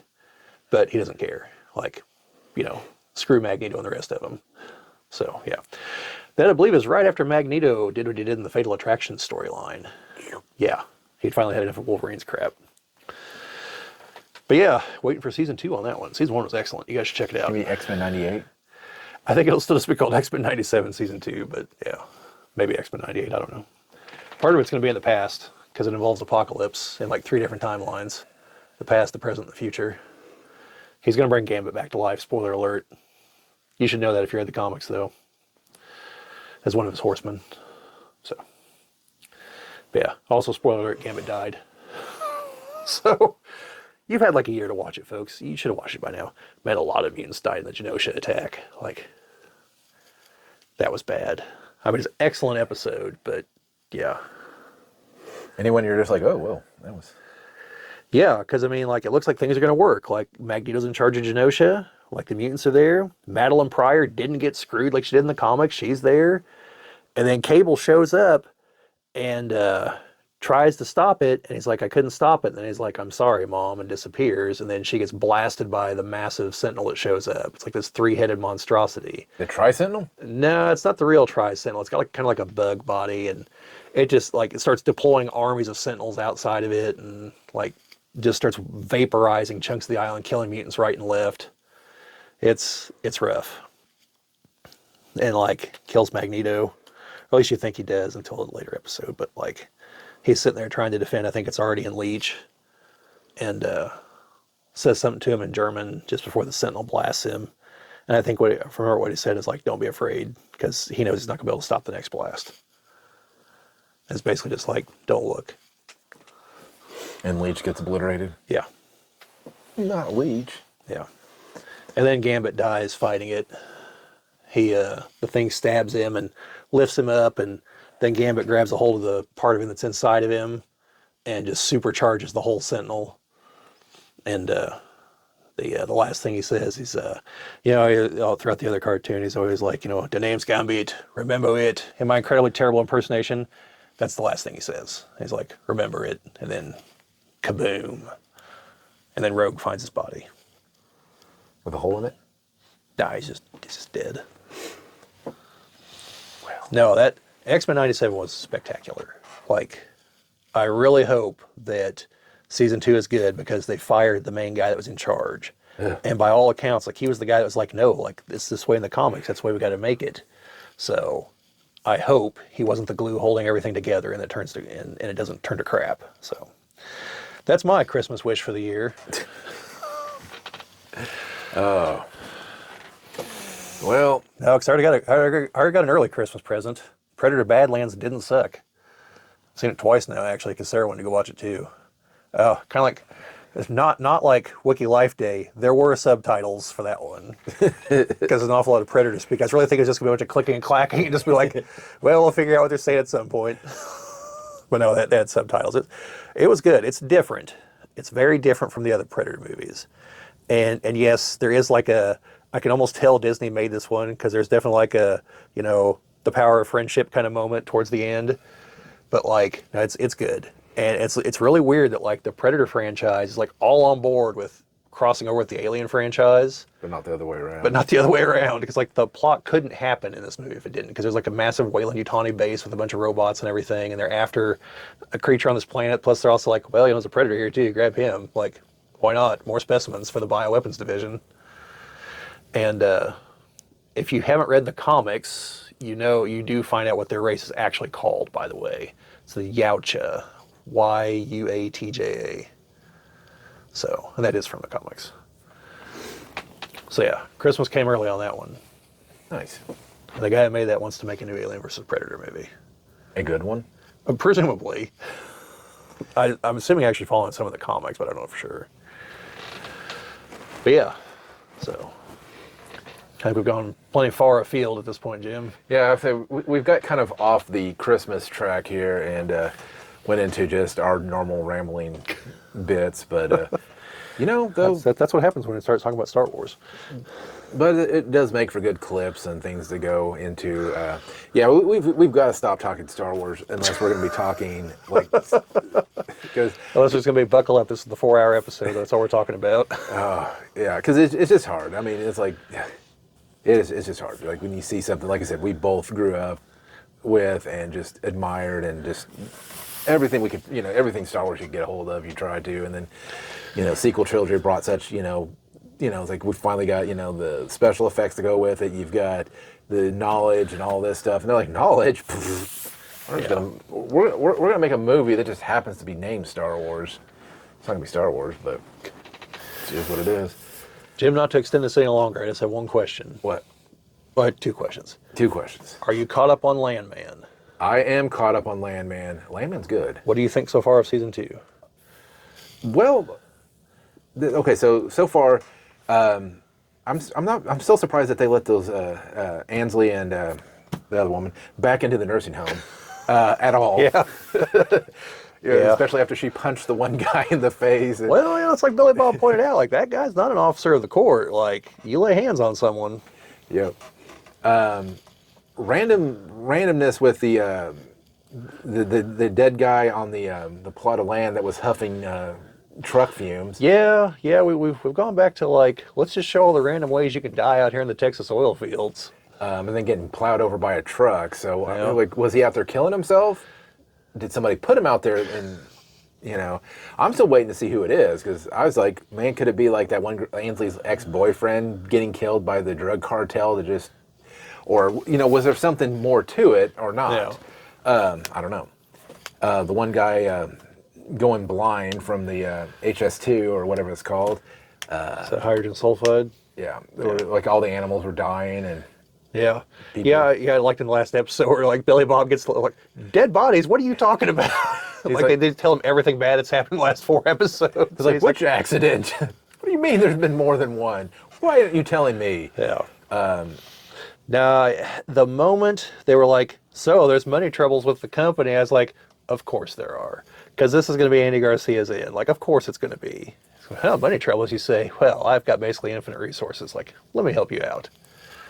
Like I knew that was coming from the first episode. I'm just surprised it's taken this long to get there. Yeah, I don't know. And Sam Elliott. Yeah. Man, like that first episode, like, oh, she's in a better place. You're going to see her when you go. It's like, I hope not, because then I know I'll be in hell with her. And I was like, God damn, dude. Like, you looked like you were sad she was dead, but then you say something like that. I'm like, well, Jesus. And he was sad. Yeah, then it's explained later. Like, it makes sense. Well, the whole episode, Dancing with Rainbows or whatever it was, I think it was Dancing with Rainbows or Dancing in Rainbows, one of those two, where he's talking about, it seems like once their one kid had died, because the child had died.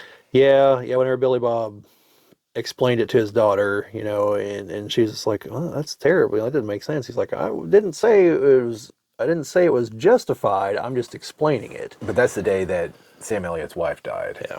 And then she became the horrible monster that Tommy knew as.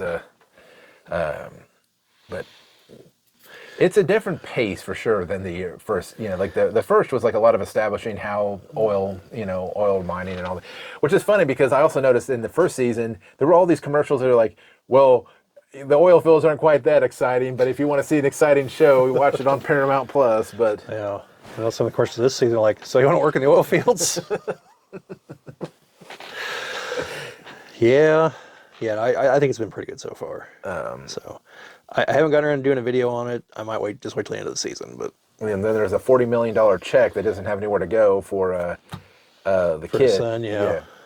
Well, we would have paid him, but he didn't tell us where to send the money to, so we decided to send the invoices to you, though. Yeah. Oh, because at first you think, oh, he's gonna be, he's just ranking in the dough, but then you're like, wait, where did he get the money? Yeah. To buy all this, to do all this. Yeah. So it looks to me, my speculation is that I think Billy Bob's character wants to groom him to take his place so that he can be VP, so he can have someone he can trust. but that also knows what he's doing, and then, as you said, also has better instincts than him to take care of that part of the job. Yeah, and well, Demi Moore's like, don't you ever call me to a meeting. Well, I mean, there was that one episode in the first season, like first couple episodes, there's that one moment where John Hamm's like, you remember, you work for me. Like, he laid down the law, so no, I get it. But, yeah, no, I kind of wondered after she wasn't in season 1 very much, seeing her, she's a lot of this season, so. I mean, I like her as a character, but man, I like Monty. I mean, but it puts all this, like, crap out there that he left behind, and then you got the one guy that they're like, I can think of the financer guy who, Tommy's just like, hold on, I've got this. And the guy's like, you can't do that here. He's like, come on. He's like, this, you know what kind of establishment you've got here. It's like, what these people. Yeah, that's pretty good. Just like, he just drinks and then whop. But yeah, it's been pretty good so far, folks. You should check it out. Right now. So yeah, I was just curious what your take on was so far. Jim had a chance to talk about it. But that's all I got. Yeah, well, we pulled that out as our review of Landman. So make a good clip and not Christmas related. So Well, I don't know. Probably not so far. I think the show so far has taken place in the first part of this year. I think because they mentioned a couple things that lead me to believe it is supposed to be 2025. Yeah, I think it. I think it. I think it's just in the earlier part of the year so far. So I just know that the wherever Sam Elliott was before in that show was a terrible place. It was like sandy, dirty, terrible, and I think he's just finally happy that he's somewhere that's normal to him, and and all the bickering and all the cackling, as he said, he enjoyed. I think he's feeling at home. Yeah, probably. And him and Billy Bob's dynamic is really, really good. So yeah, excited about that. But I was trying to think if there's anything else Christmassy, holiday, going into the new year. Probably not going to have any more podcasts between now and the new year. Maybe not. No, not unless we manage to get together like the week between Christmas and New Year's. Probably not. Yeah. That's. I don't work the rest of the year. Well, maybe then. We'll have to see. Oh, this is not Christmas related, but Brian's going to be in Indianapolis like the second weekend of January, and then like a few days afterwards. For what? I assume work. I guess I should have asked him. Sorry, Brian. That's a basic question. I guess I should have asked you, but I'm assuming it's work. Well, I mean, I'm here talking to you like we're not just on a podcast talking. So I probably should just wait to get that answer afterwards. But that would be nice to if he wants to come down or let's go up there. And yeah, it's probably gonna be going up there. I think it's probably because again I asked him to send me like his general schedule so I can figure out what day he'd probably work out. Probably leaning towards the Sunday because he says he's got the whole day off Sunday. So I just got to see if he gets in Sunday, and if he does, if it's early enough to Oh, maybe we do a podcast up there. He said something about that. Maybe play BattleTech. So I had to figure out where to go. See if the hotel's a conference room, maybe. But yeah. Okay. Something to look forward to in the beginning of the new year. So yep. Yeah, and I was planning on actually doing some Christmas decorations in here before we recorded, but it was late. It was kind of last minute. Just kind of like, hey, I've got time right now to record. Yeah. This is this is being recorded on the Thursday before Christmas. So this is whatever day that is, the 18th. Yes, today's 18th, I believe. So yeah, the 18th. If that makes any difference. Yeah, like I drove halfway over here before I realized I didn't bring the Christmas shirt I planned on wearing over here for the Christmas episode. But yeah, and I could have worn my ugly Christmas sweater, which is great because it's a Star Wars related one. Yeah. The moon is the Death Star, and sure. The sleigh is a TIE fighter being pulled by AT-AT walkers. There you go. So, unfortunately, it doesn't quite fit me very well because I have grown a little bit in size around this way. Girth? Yes. So, not the type of girth I want. So, oh, man. And here I was, after I said it, I was like, now I'm walking into something on that one. I shouldn't have said that. And there we go. But anyways, I was gonna say for this year, I know we haven't recorded as much together, but I do like to again make sure I thank everybody for tuning in to the YouTube and to the our TikTok page as well. If you go over there, And anyways, I think we've rambled on enough. I think we can bring this to a close. Yeah. Maybe record something else after this. Who knows? But anyways, I want to make sure that we wish all of you a Merry Christmas, Happy Holidays, Happy Life Day if you are a Wookie. But anyways, that's all that we've got. So we'll close this meeting of the Geek Cabal and close out 2025. So. Yep, probably. Yeah. We'll see for sure, but probably. Yeah, maybe. I don't know. We'll see. But yeah, so like Jim said, Merry Christmas to everyone. Happy holidays. Happy New Year. And And we'll see you in the new year. yeah, see ya.